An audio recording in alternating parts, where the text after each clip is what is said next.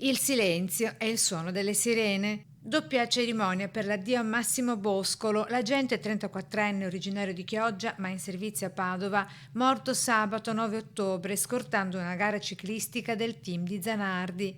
I colleghi del corpo dei vigili e i reparti di motociclisti, gli amici e i parenti tutti lo hanno voluto commemorare accompagnandolo anche in questo suo ultimo viaggio all'abbazia di Santa Giustina a Padova. Taglio di capelli sbarazzino, due occhi vivaci e limpidi. Come limpido era il suo carattere invidiabile. Massimo Boscolo, arrivato alla Polizia Locale di Padova nel 2019, ha conquistato tutti, ricordano i colleghi e gli amici, grazie al suo carattere solare, ironico e dalla simpatia sottolineata anche da quel caratteristico accento chioggiotto.